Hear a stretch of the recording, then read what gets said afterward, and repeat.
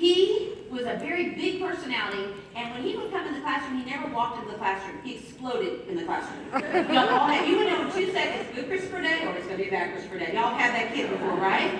And so every day he would come in, and he was a handful. Now, we are strict in our school. Discipline, manners, respect. This is how you sit, this is how you act, this is how you respect each other, this is how you... So I was tough with this kid. He was one of those kids, he would just fall on the floor. Nobody touched him. He would just fall on the floor, get back up.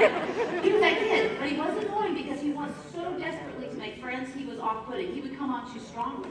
So I would pull him aside and say, baby, that's annoying. Let me tell you what you should have said. This is why you get, but I would do it in love, so he knew, right? And so I taught him language arts, 2:30 in the afternoon, all year long, the year that I was had my life falling apart. Okay? So that entire year.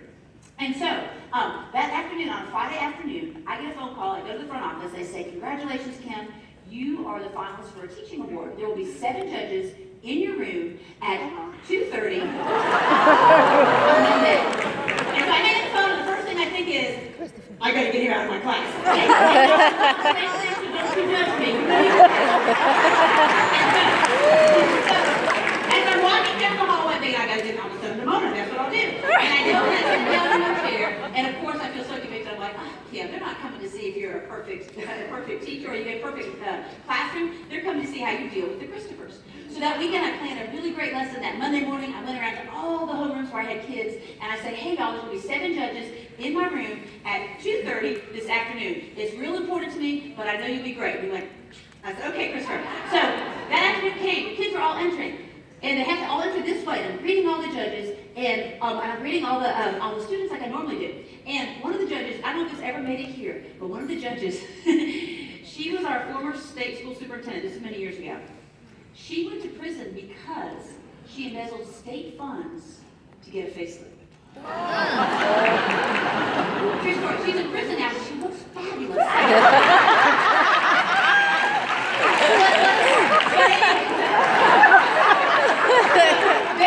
Christopher comes in last. First. He's the very first kid in the room. That hadn't happened all year. He comes in, he's sitting at his desk like this. Everyone's walking and go, what is up with Christopher? It was great. I taught the lesson. He was perfect, right? Perfect child. Perfect. 30 minutes, that lesson's supposed to end. The judge is supposed to go to the other end of the building and talk about me, so you know I'm ready to get this thing over with, right? And so I'm ready to get the show on the road. I say, hey, would anybody like to escort the judge to the conference room? Anyone? Oh, Christopher. Thank you, Christopher. Please escort the judges. So he gets up with them, y'all. He was not gone long enough. I don't know if he ran with them or if he just got them on. But he was not gone long enough. All of a sudden, the door flies open, hits the wall. That was the longest hour of my life.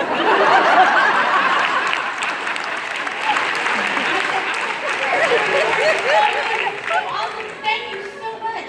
He said, I just had to go today. I just love you so much.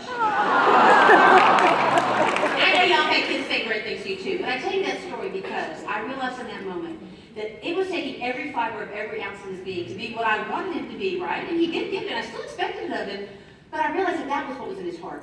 He wanted to be that kid. He just didn't have it all together yet, right? And so I got to see inside. And so I remember that when I don't understand what's going on with some kids, they don't have it together yet. You know, some of the coolest adults I know, some of the most fantastic ones, they were a hot mess when they were still in school. Some of y'all were too, right?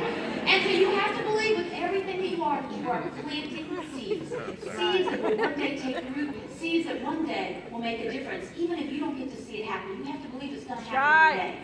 And then, finally, I'm going over, I got to talk fast, because I'm already talking really fast, right? But I got to tell you this. Here's the thing.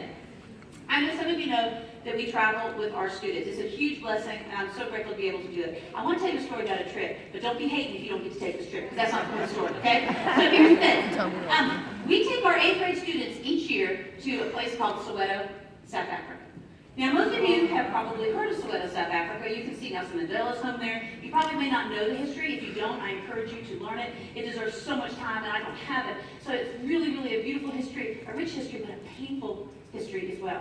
During apartheid, people of color who lived all throughout South Africa were forced to go live in these townships. And these townships were not lovely places, even though the word township may sound loving. They weren't. It was horrible disparities, horrible conditions. People of color were actually categorized whether they were black or colored. If they were colored, that was because they said you had mixed blood, and they would force you to go live and separate from your family. To leave your home, you had to have a book just because of the color of your skin. And this passbook, if you didn't have it, you could be beaten, stoned, jailed, even killed. And so this region of Soweto was what was once the southwestern townships. There are about 900,000 people who live there now. And the vast majority of them still live in abject poverty. There's abject poverty in this country too, my goodness, yes. But when you see 900,000 people living in one region and the vast majority are in this condition, it permeates everything, right? The schools, it permeates the businesses, everything. Yet, when we go there, there is a spirit of joy unlike anything I have ever seen before. These kids right here, I mean, they're full of laughter and love. It's just absolutely tangible. I tell you this story in part because of this picture right here. This is a classroom in Soweto, South Africa. Y'all, there are 47 kids in this classroom. And that is student engagement. If you were walking up and down the hallway, you would be drawn into that classroom, right? You would say, what is going on? And when I was in there, I realized some very important things. You know what this teacher has at her disposal? Chalkboard. Science textbooks, 1956 copyright day. I have been to Soweto 5 times, been to dozens of schools, dozens of times. I've never seen a working computer in a school in Soweto, ever. They had workbooks, but the workbooks were full of errors. So all these things were going on, yet she was able to create this.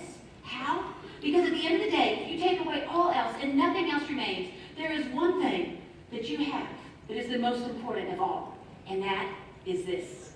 It is the relationship. It is that I see you, I believe in you, I care about you. Above all else, I'm going to push you, I'm going to challenge you. Let me tell you something, she was tough. You can't have 47 kids in a class and not be tough.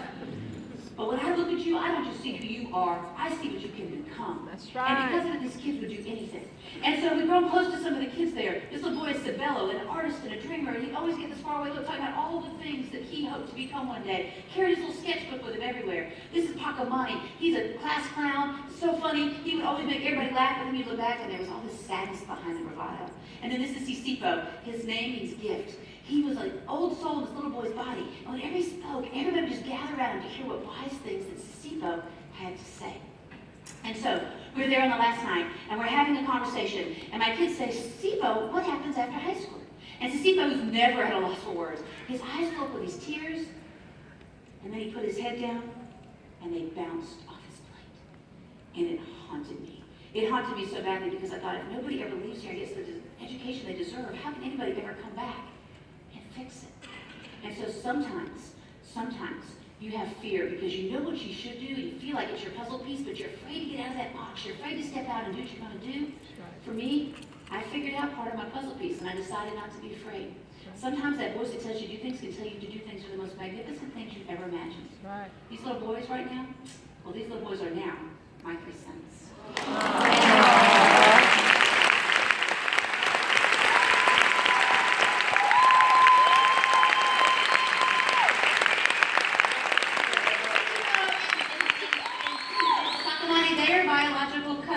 They lived in a garage in South Africa. Soweto lived around the corner. Sabello lived around the corner. They speak 5 languages fluently, but they didn't even know multiplication tables when they arrived. They joined our family this summer before the 7th grade, and this past week they started high school, and I'm so proud of them. And here's the thing, though. This is kind of more of what our family really looks like, but this is why I have to tell the story. I have to. I'm so sorry because I'm over my time, but here's the thing. I am a 50-year-old white woman from suburbia. I have 3 African sons. What in the world do I know about raising strong black boys in this country? Especially right now. Like, what do I say? How do I do it? How do I pour into them? How do I choose my words? How am I able to be there for them the way I need to be? And how am I there for my students of color? Because I walked a different path. There's something I've got to say to you, and it is so important. If you hear nothing else I've said today, please hear this. Remember how I said to surround yourself with people who fuel your soul? I beg you, if you have not already done so, be intentional also about surrounding yourself with people who do not all look exactly like you. That's right.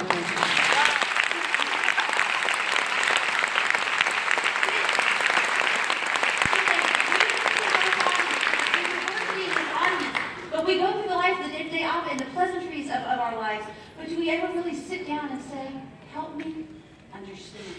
Here's the thing that I've learned. I'm assuming every one of you loves every type of child in the world. Right now, every one of you loves all races. God, I hope so. You wouldn't be teaching, right? Okay? You do. But here's what I've learned. When someone loves me, I don't want them just to love me.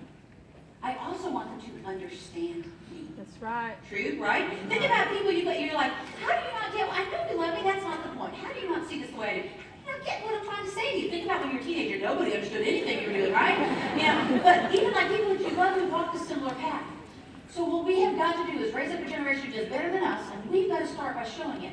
We've got to learn to go to people that we love and say, can we sit down? We can even agree to disagree. And help me see it through your lens so that I can be more aware. If we could do that, look, you don't have to change your political party, your religion, your belief system, nothing. But if you just said, help me see it through your lens, right, it could change the world. Yes. So,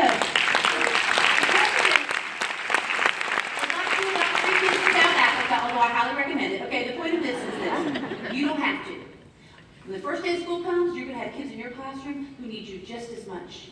And it's not just kids from poverty, because let me tell you, I taught at a very fluid school, one of the most fluid schools in our state. And I had kids who lived in big houses, parents drove big cars, and some of them had the biggest holes in their hearts. So this year, as you go into that classroom and things start coming at you, remember, this doesn't define you, this does. You have a life of significant purpose. Thank you for pouring into our kids. Thank you for signing up to do this. And I hope that you have the very best year you've ever had.